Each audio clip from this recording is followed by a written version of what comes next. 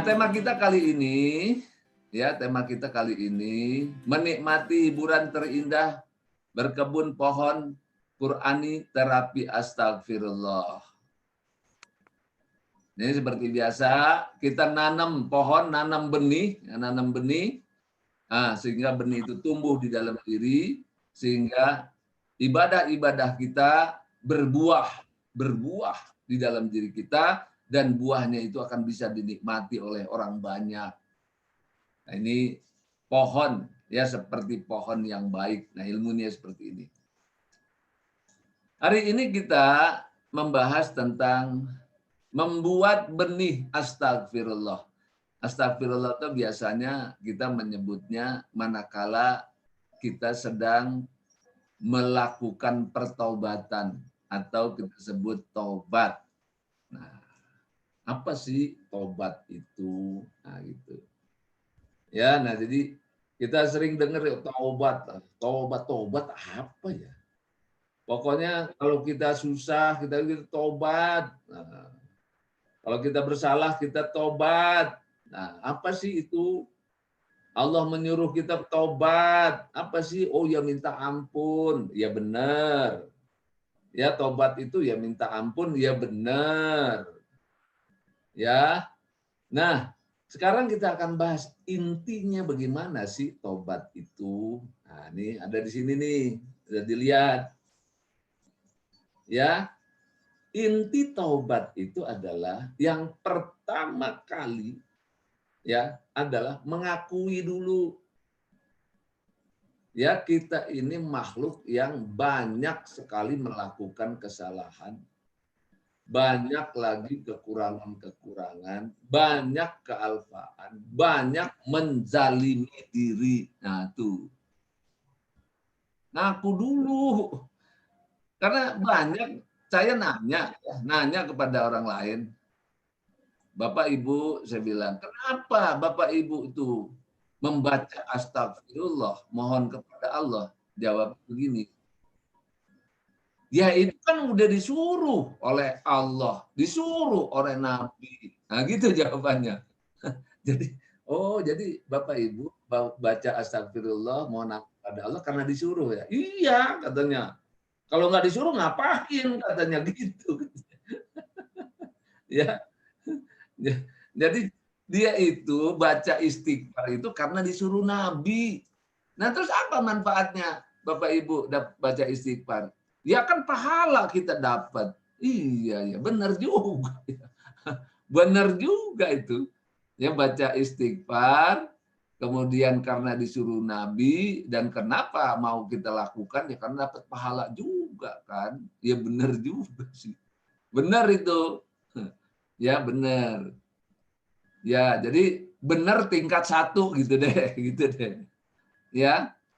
Jadi dia itu tidak tahu kalau dia itu banyak salahnya.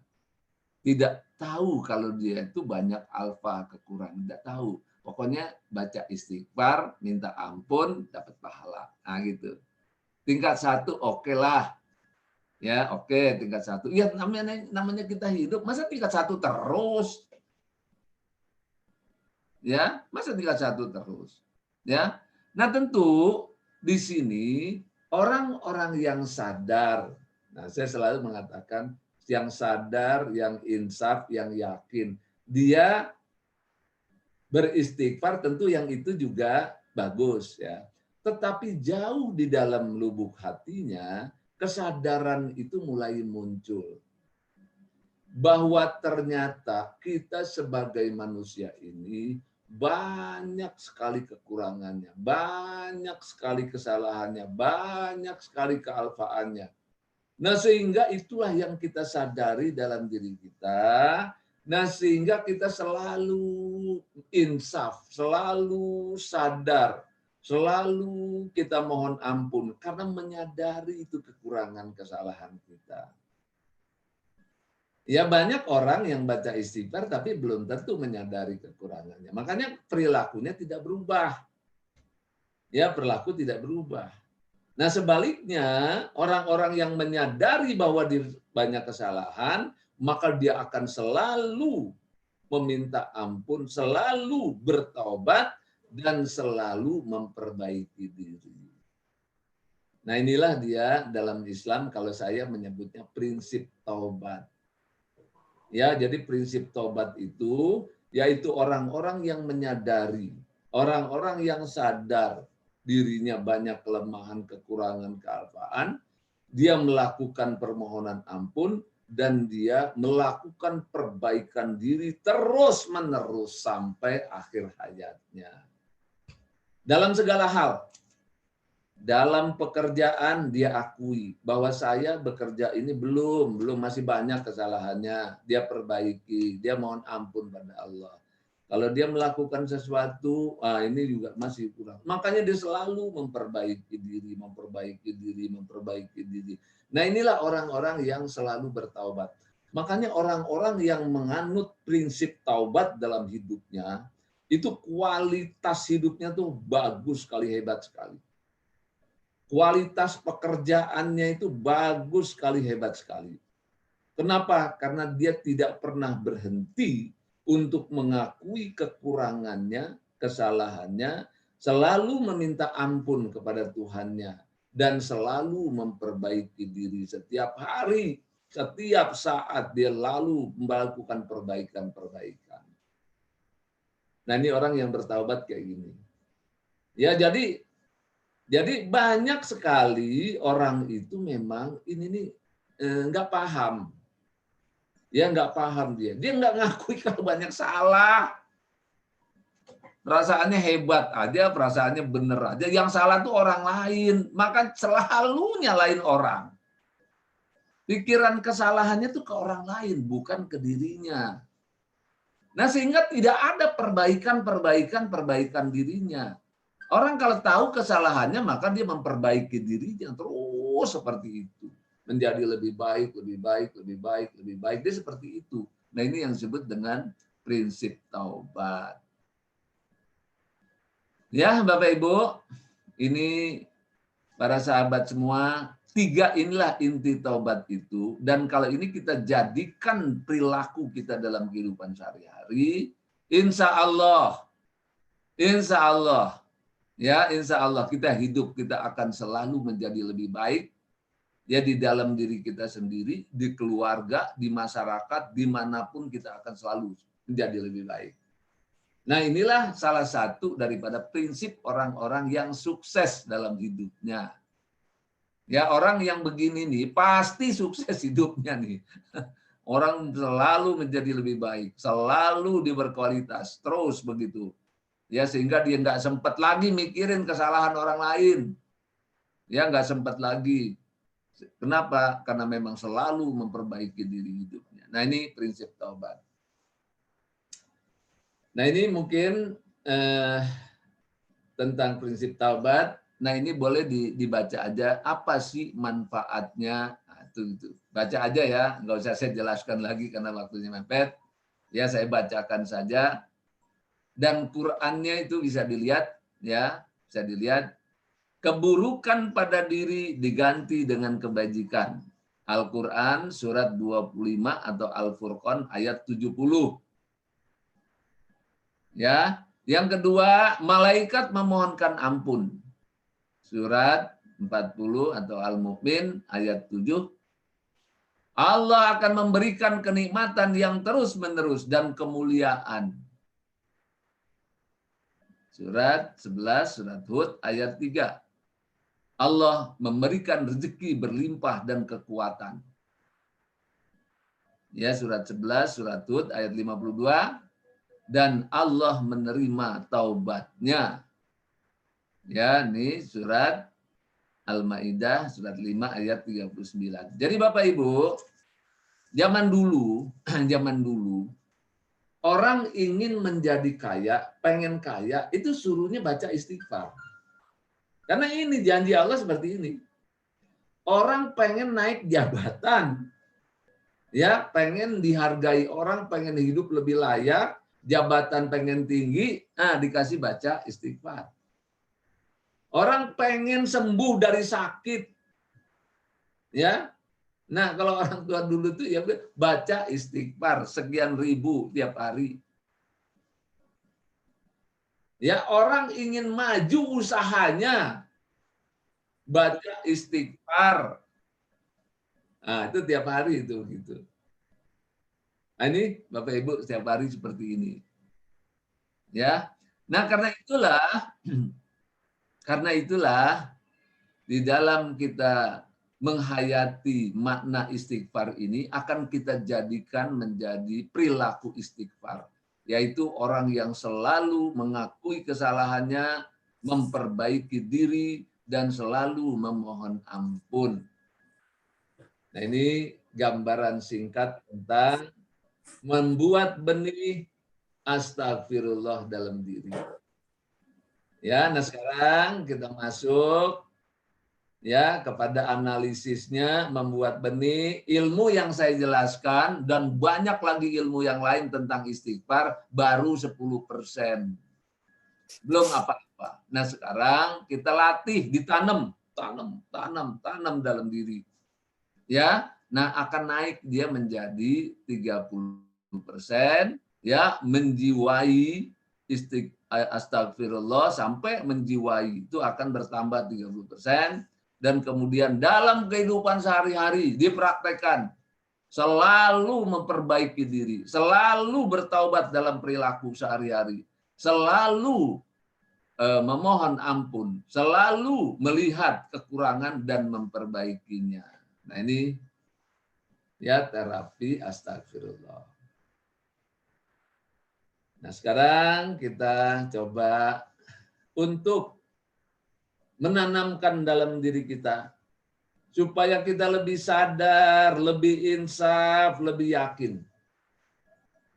Ya, sehingga istighfar, permohonan ampun, perbaikan diri, meresap dalam diri kita menjadi jiwa kita dalam kehidupan sehari-hari. Nah, kalau begini terus sampai akhir hayat, insya Allah husnul khotimah di tangan. Jadi ini ada ukurannya. Insya Allah husnul khotimah ada di tangan tuh. Tapi benar berlatihnya, benar bekerjanya, benar istiqomah sampai akhir hayat. Ya. Nah, Bapak Ibu, sekarang kita tanamkan istighfar ke dalam diri kita. Nah, ini kita lihat astagfirullah. Nah, kita baca doa sesudah sholat biasanya ya istighfar 3 kali, tapi sekarang dengan penghayatan. Atau mungkin Bapak Ibu pada saat duduk di antara 2 sujud membaca Allahumma gfirli, sama tuh. Ya sama tuh. Nah, sekarang itu dihayati oleh kita. Ya, sekarang kita tanamkan dalam diri kita penghayatan makna istighfar. Ya, kita terapkan 3T, tumak nina, tafakur, tadabur, yaitu tumak nina. Tumak nina, kita tenangkan pikiran kita. Ya, duduk, nyaman, duduknya enak begitu. Ya, duduknya enak, nyaman, tenang. Ya, tenangkan pikiran kita. Tenangkan, betul-betul. Kita perintah diri kita untuk tenang. Kita kendorkan otot-otot tubuh kita, otot leher nih kendor, ya, otot bahu juga kendor. Terus ke bawah dikendorkan nih. Otot perut juga dikendorkan. Otot perut bagian bawah nih sebagai sumber energi. Tenaga dalam tuh ada di bagian perut bagian bawah. Kita kendorkan juga semua dalam keadaan suasana yang santai, yang kendor, yang rileks. Ya, nah kita tenangkan pikiran kita. Kita tumak ninah betul-betul. Sambil kita tumbuhkan kesadaran kita. Kita sadar betul. Ya Allah, saya ini makhlukmu. Ya Allah, kita insaf, benar kita insaf. Memang kita manusia betul-betul harus sadar insaf dan yakin Allah tahu isi hati kita. Kita tumbuhkan kesadaran itu. Kita tanamkan kesadaran itu. Sambil menyebut nama Allah dalam hati kita, Allah. Sambil kita sadar, ya Allah. Allah. Kita sadarkan diri kita sebagai makhluk yang la haula wala quwata illa billah. Kita sadar, Allah.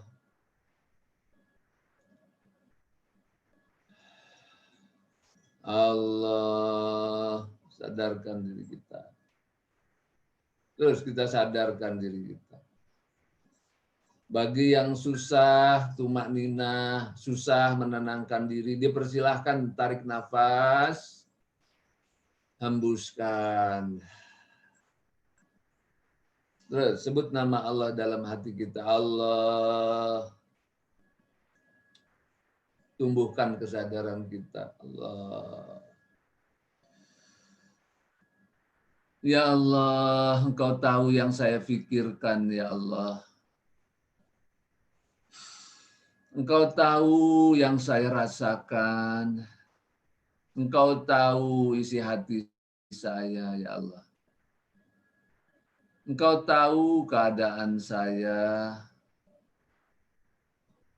Tidak ada yang tersembunyi bagi Engkau, ya Allah. Sadarkan diri kita. Allah memahami pikiran saya. Allah memahami isi hati saya. Allah memahami perasaan saya. Allah memahami keadaan saya. Tidak ada yang tersembunyi bagi Allah. Terus sadarkan Allah. Engkau tahu, ya Allah, keadaan saya saat ini. Hati saya, pikiran saya. Gak ada yang tersembunyi bagi Engkau, ya Allah. Aku ini makhluk-Mu, ya Allah. Ya Allah, saya mengakui bahwa saya banyak melakukan dosa. Sadari, akui kita ini manusia yang banyak dosa. Dosa lahir, dosa batin, dosa yang disengaja, yang tidak disengaja. Dosa yang kecil, ya Allah, yang besar. Saya sering melakukan dosa-dosa itu, ya Allah.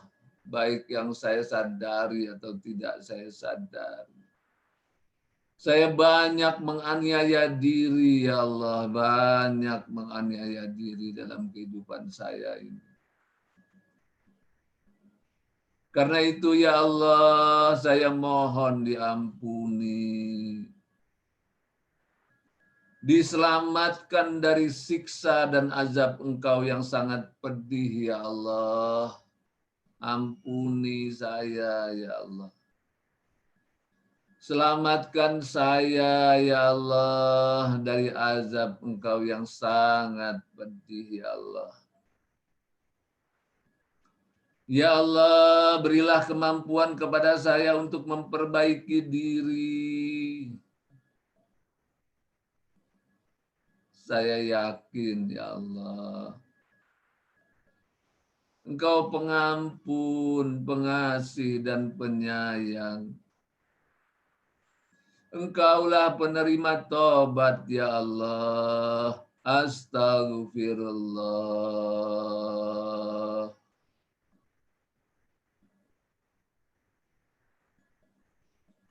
Astaghfirullah.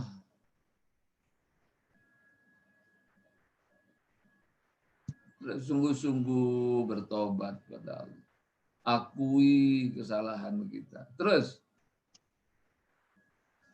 lanjutkan di dalam hati. Terus akui kesalahan kita, kekurangan kita, kealpaan kita. Akui kita banyak menganiaya diri, ya Allah. Terus ulang-ulang di dalam hati kita, diulang-ulang. Terus diulang-ulang.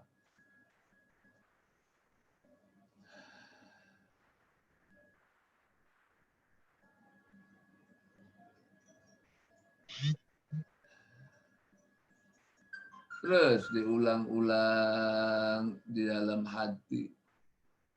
Ambil sungguh-sungguh mengakui. Terus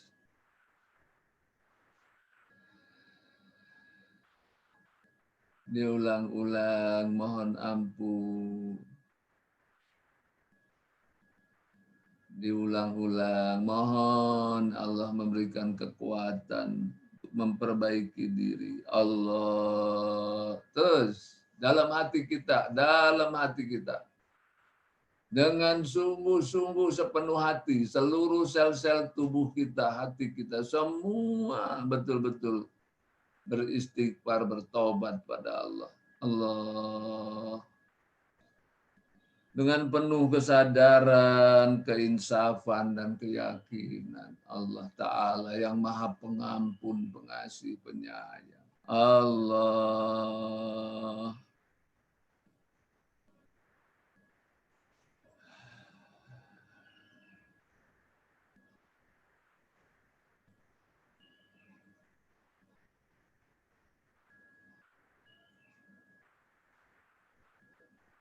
La ilaha illallah Muhammadur Rasulullah. Selesai.